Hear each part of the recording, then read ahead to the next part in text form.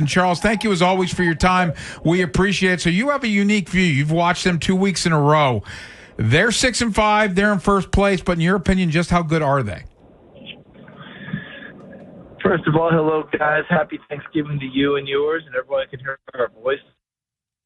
That roster-wise, they're very good, but the offense isn't playing to that capability at the moment for various reasons that you guys, I know, are talking about and articulating as you go. It just doesn't seem like they are as in sync in everything they're trying to do as one would expect. But I also think that for all the criticism that the offensive line is getting, and there's plenty to be deserved, don't get me wrong now, I think Lamar Jackson took some of the pressure off of them in the past by his escape routes out of the pocket where he would just dash and go, and a potential sack or pressure turned into a 15, 20-yard run, etc. And that's just not happening right now. So if that's not happening, any issues you have with an offensive line and protection and other things that go along with it are probably going to get magnified. So I hope that doesn't sound like criticism, because it's not. It's just a reality of what my eyes are telling me, and that is Lamar Jackson's not 100% in terms of health. And it's okay if he says that's not the issue. It's okay if the Ravens say that's not the issue. What would we expect them to say, right? But you guys have watched him play way more games than I have, but I've seen him play plenty. What I've seen in the last 2 weeks is not anything – I shouldn't say anything close, because that's wrong. But it's not the style that we're used to him playing, even as he has told us all that, hey, I'm trying to evolve a little bit. I don't plan to run as much as I used to. But there are times when still being able to escape, being able to climb a pocket, being able to dash and get out of the way, it's just not there. And I'll leave it with this, guys. Please tell me if you think I'm wrong, because I'd like to be educated. No. I thought yesterday there were a few opportunities where I thought he actually went to hit the gas. And wasn't there. And it just wasn't there. Yep. Completely agree, Charles. And maybe in years past you could really lean on this ground game, but that hasn't looked the same either. And you mentioned the offensive line struggles, Charles, but Derrick Henry, 21 carries for 64 yards yesterday against the Jets. What's been off about their ground game? I just didn't see any real, at the end of it, did you see much joy in Derrick Henry's face? I mean, there's just much of a slog all day yesterday. So what do I think is wrong? I think they're not getting the push that you would expect them to get up front. I really think that there's a lot of plays yesterday. And again, please, this is group participation for all of us, right? What I saw yesterday was a number of times where the line of scrimmage just didn't change. Like, at best, it was neutral. And there was penetration off the edges. There's penetration in the interior. And it just gums up the works. So Patrick Ricard is a great lead blocker. I counted in my head 2 or 3 times where I was actually really watching, because you guys know he carries you to the fight a lot of the time, right? So if you just key Ricard, that's where the fight's going to occur, where he ends up. Not as much as it used to, but still plenty. And there was times when he took the fight to someone, but behind him there was so much leakage and penetration that Henry wasn't thundering behind 42, who had cleared someone. Someone else had got him from behind, so the 42 threw a nice block. But guess what? Plays dead behind it. And previously, we weren't having a lot of that. Things were clean to that point, and then Ricard, when he got up to the second, third level, there was Henry almost with a hand on number 42's back. Let's go.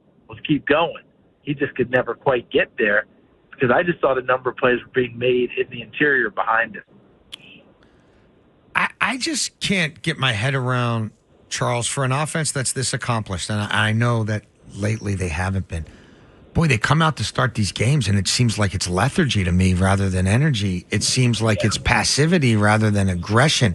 The way they come out of the huddle, the way they are just sort of aimlessly burning clock. I just, like in my notes, I'm writing tempo, energy. Like, I don't know where it is. I don't know how they get it back. And I know that Lamar is their life source, and he's, 60%, 65%.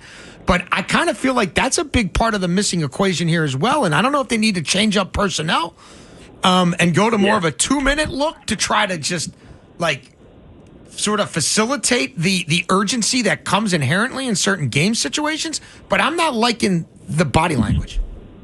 Yeah, it was interesting. It's interesting with your observation because we talked about it a little bit yesterday. I opined that, and look, it's not any opinion that people couldn't really catch or see if you're watching or at the game. It was a crowd that was waiting for something to happen. It was a restless crowd. It was not even really upset as much as it was kind of boring. Yeah. Yeah. And they needed an explosive play. And the first play that got the crowd going was Jordan Stout's punt. Yeah. I mean, if you really think about it, right? Yeah. I'm trying not to over-exaggerate, but Stout's punt kind of brought people into it. And then they've got a couple of plays. Flowers got something going and what have you. But for the most part, a team that relies on beating you up, grinding you, and then hitting you with explosive plays that the crowd is used to, those just weren't there. And I totally get your point about, hey, do you speed things up, go to a quicker tempo, all of that. There are times that I think that makes perfect sense. But I also think what you're trying to avoid is if you go to that and you're not operating at really good efficiency, you go really fast 3 and out. Yeah. And you put your defense right back out on the field. Mm-hmm. And right now, I don't think they really want to do that. The defense is playing pretty darn well, but you don't want to put them in a position where they got to play more plays because we've had it. BK's not coming back. You've lost some key guys along the way, and he's got to be real careful with that. Kyle Hamilton went out twice. And the second one, I have no idea what's going to happen with the ankle or a foot or whatever it was that he hurt late in the ball game and how that affected about being ready to go out Thursday night. Talking with Charles Davis, Inside Access here on the Fan. Let's talk about that defense. And they haven't given up more than 20 points in a game since October the 5th. Thursday is Thanksgiving, so that's a decent chunk of change of time there. Yep. You've seen them now twice in a row. How good do you think this defense is? I think they're pretty darn good, but can you do me a favor, please? Sure. In that 5-0 run, can you name the teams that they beat in the 5-0 run? We're aware. Yeah. The only decent one is Chicago. Well, they lost to the Rams. Score points. Yeah. The Bears score points. That to me, that's big. Who else? Dolphins. Well, the Rams, they lost to the Rams, but the defense turned around. Defense held them to 17 there. Yeah. But Dolphins, Vikings, Browns, and Jets. Yeah, and all I'm saying is you can make the case with all of them because look, we thought the Vikings would be better this year, right? I'm not gonna sit here and lie to you. The Dolphins I never had thinking they were going to be that great. I didn't think they'd be as bad as they've been at times, and they actually have a chance to start playing pretty well, don't they? The Bears are really coming along now. That would be a heck of a matchup to play them right now. They're really playing well. But Ben Johnson's done a tremendous job. The Browns, they're abysmal on offense. I know Shedeur Sanders and yesterday and the whole deal, but they're not very good on offense. I'm waiting to see them down the stretch, these division games, right? And then they got New England and there's somebody else. Green Bay. And Green Bay. This is going to tell the tale of what's going on. But do I think that defense is good and legit? I really do. And to no one's surprise, they picked up a veteran guy mid-season who's going to have an impact. And right now, it certainly looks like Draymond Jones is that guy, doesn't it? He's been great. Well, let's spin it forward. And you just said the schedule. You got the Bengals twice, the Steelers twice, Patriots at home, and at Green Bay. They have an identical record as Pittsburgh. Still have to play them twice, obviously. Do you expect this Ravens team to end up winning the AFC North? I do. I absolutely do. And look, I think a good number of us called it. You guys probably called it. The whole world kind of looked at things. When Pittsburgh, going to my pro wrestling terms, right? Since Pittsburgh didn't put a sleeper hold on the division when they had a chance, you just kind of said, boy, you guys really blew it. You had the Ravens at 1-5 and beat up. and Pittsburgh kicked back a couple of games I would consider games they should have won. Like, you can make a case Green Bay coming in and beating them is not a major surprise, but I could make the case for some other games like, seriously, you let that go? And they did. Like Cincinnati on a Thursday night at Cincinnati this year. You better go get that one, right? So they didn't. So once we saw that, it's no major surprise that we are where we are right now. Like, we're like, okay.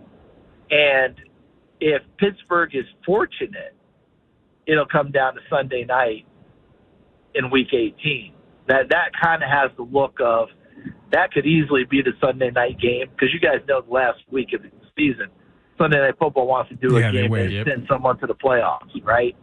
That could very well be for the division championship and a one-bid division. One team goes to the playoffs, winner take all. That has the shapings of it. But I'm just going to go back to last year, guys, when Baltimore left Pittsburgh after the first meeting last year. Pittsburgh kicked 6 field goals and beat them. That was 8 of 9 in regular season, if I remember correctly. And out of those 9 games, wouldn't you say Baltimore had a better roster the vast majority of those games? Yeah. So all I kept saying was, if Baltimore ever breaks through, and I thought when they did break through, they would smash Pittsburgh and then be done with that part of it. And they did. Second game in the regular season, and then again in the playoffs, and they jumped out with both feet. So the Pittsburgh mystique is just not there for Baltimore anymore. You don't have to worry about that part. If they are as healthy as they've been during the season to go into these Pittsburgh games, I think they win this division. And that's with the New England game and the Green Bay game notwithstanding. Because I just don't see Pittsburgh getting on a run no matter what their schedule is. Charles Davis, always great talking to you, sir. Thank you so much for your time the last 2 weeks. You have yourself a great Thanksgiving. You guys do the same. Enjoy yourselves. Thanks so much. Hey, coming up next, we get to the Lamar Jackson of it all. And what do we think of Lamar? And how concerned are we about him as we move forward? That's next here on The Fan.